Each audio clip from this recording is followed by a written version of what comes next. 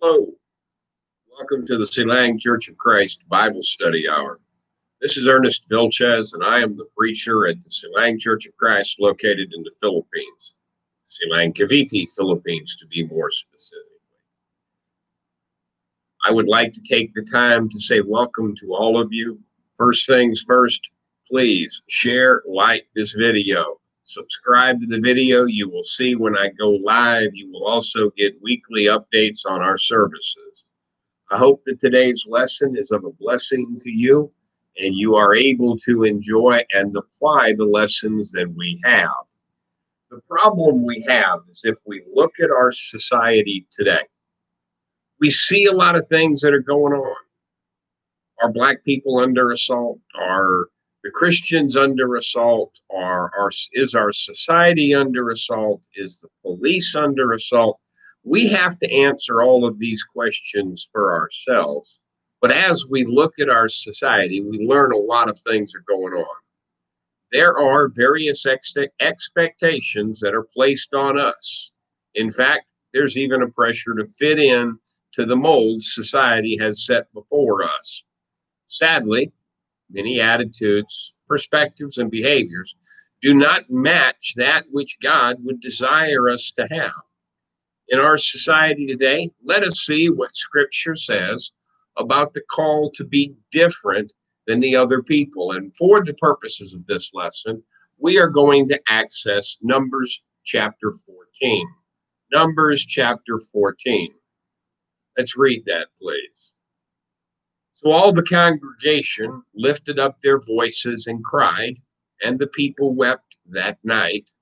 And all the children of Israel complained against Moses and Aaron. And the whole congregation said to them, if only we had died in the land of Egypt, if only we had died in this wilderness. Why has the Lord brought us to this land to fall by the sword, so that our wives and children should become victims? Would it not be better for us to return to Egypt? So they said to one another, let us select a leader and return to Egypt. Then Moses and Aaron fell on their faces before all the assembly of the congregation of the people of Israel. But Joshua, the son of Nun, and Caleb, the son of Jephunneh, who were among those who had spied out the land, tore their clothes. And they spoke to all the congregation of the people of Israel, saying, the land we passed through to spy out is an exceedingly good land. If the Lord delights in us, then he will bring us to this land and give it to us, a land which flows with milk and honey. Only do not rebel against the Lord. Do not fear the people of the land, for they are our bread. Their protection has departed from them, and the Lord is with us. Do not fear them. And all the congregation said, stone them with stones. Now the glory of the Lord appeared on the tabernacle of the meeting before the children of Israel. What we see happening here is the people are dying. They want to go back to the land of Egypt. They want to re-enter a position of being slaves in the land of Egypt. They do not have faith in God. The one thing that we see is that Aaron, Joshua, and Caleb have decided they are starting to take leadership roles under the headship of Moses and Aaron at this time. Joshua and Caleb trusted God and were committed to him, whereas where the rest of the people were afraid and they thought it would be better to be slaves. What did the Israelites think of Joshua and Caleb?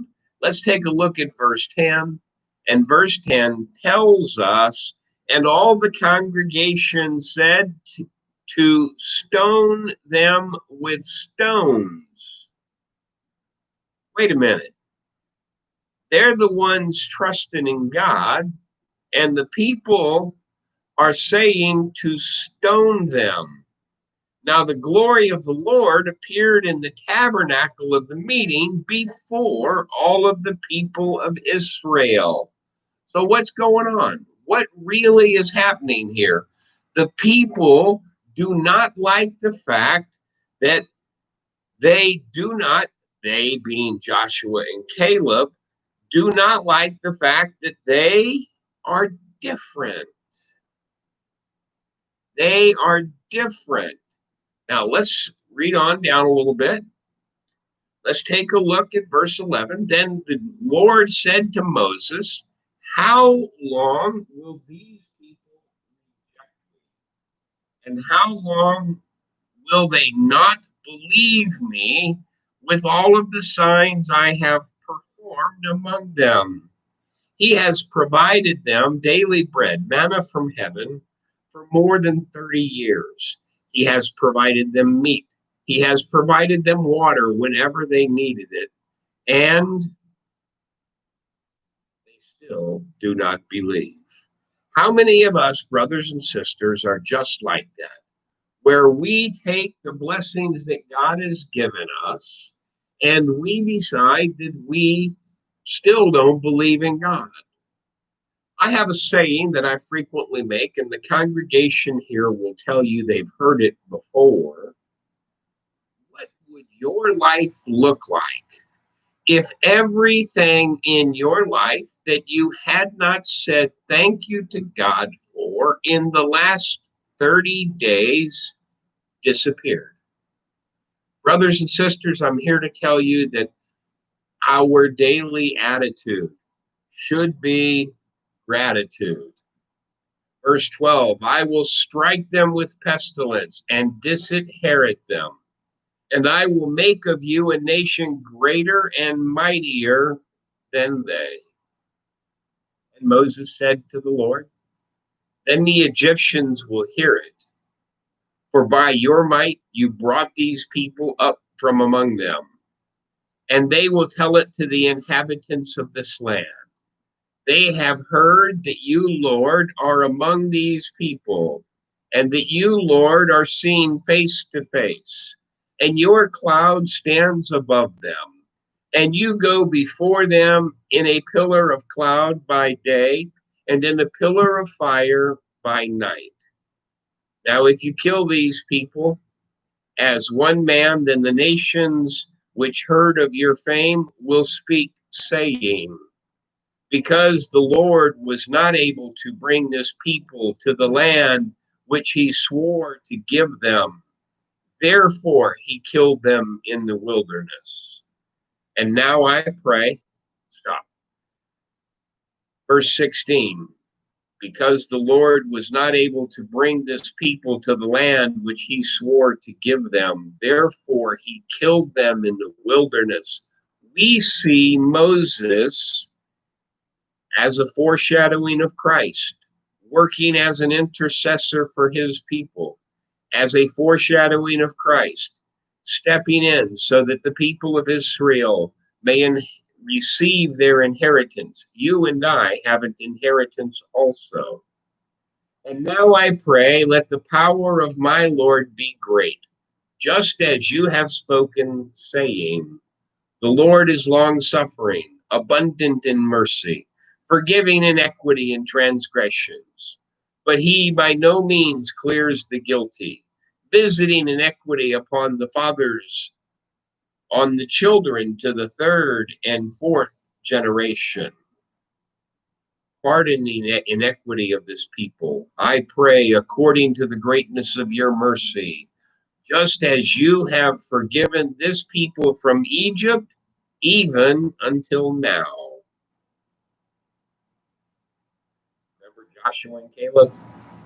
Verse 20 says, then the Lord said, I have pardoned according to your word. But truly as I live, all the earth will be filled with the glory of the Lord. Because all these men have seen my glory and the signs which I did in Egypt and the wilderness, and have put me to the test now these 10 times, and have not heeded my voice, they certainly shall not see the land which I swore to their fathers, nor shall any of those who rejected me see it.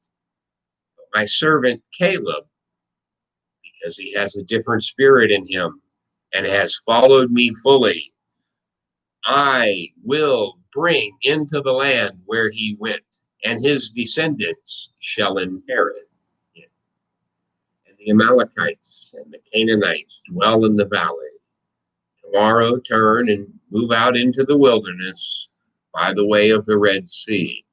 What we see happening here, brothers and sisters, what we see happening is the people, other than Joshua and Caleb, are being sent into wilderness to waste, being sent into wilderness to spend their time as a punishment for their unbelief. However, Joshua and Caleb believed in the Lord and trusted in the Lord, and they are the only two that are going to receive the blessing. Romans chapter 12, verses 1 and 2 is a good application for this in the New Testament. Romans 12, 1 and 2 says, I beseech you, therefore, by the mercies of God, that you present your bodies a living sacrifice, holy, acceptable to God, which is your reasonable service. And do not be conformed to the world, but be transformed by the renewing of your mind, that you may prove what is good and acceptable and the perfect will of the Lord. Listen, it says that we offer our bodies as a living sacrifice, holy and therefore acceptable to God, which is what we are required to do. We are called to be servants. We are called to follow behind Jesus Christ, follow his example. Go to Matthew chapter 5, verses 10 through 16. Matthew chapter 5, verses 10 through 16. Matthew chapter 5, verses 10 through 16 says, Blessed are those who are persecuted for righteousness' sake. Wait a minute. If I'm righteous and being persecuted, I don't know that I'm going to feel very blessed at that moment. Comma. For theirs is the kingdom of heaven. Verse 11. Blessed are you when they revile and persecute you. People reviling and persecuting me, I don't know that I'm going to feel real blessed. And say all kinds of evil against you falsely for my sake. For whose sake? For Jesus Christ's sake. Rejoice and be exceedingly glad, for great is your reward in heaven. So they persecuted the prophets who were before you. You are the salt of the earth. But if the salt loses its flavor, how shall it be seasoned? It is then good for nothing but to be thrown out and trampled underfoot by men. You are the light of the world. A city that is set on a hill cannot be hidden. Nor do they light a lamp and put it under a basket, but on a lampstand, and it gives light to all who are in the house. Let your light so shine before men, that they may see your good works and glorify your Father in heaven. We are called to be different, brothers and sisters. We are called to be followers of Jesus Christ. We are not called to look or act weird, but we are called to rise above the norm and live a life that glorifies Christ. Other people certainly may not like it, and it's entirely possible that they are not going to understand it. But when we are determined to live our lives for God, we will be different. In what ways should this calling be evident in your life? In what ways should we carry the candle before those who are in the world? People may not like what we have to say, but we have to show them the love of God that is in us. They should see us as a living example of the way that Christ lived, so that we might be a blessing to the entire world around us. And that today is our 15 minutes for our Bible study. I hope that each of you can apply these lessons to your life. I hope that each of you can be the kind of person today that is the salt and the light to the world. And if you have any questions, please communicate with the channel. Do not forget, please, do not forget, like and subscribe. Hit the bell button down below. If you hit the bell button whenever we go live, whenever we do a broadcast, or whenever we post a new video, you will see it. In the meantime, have a blessed day.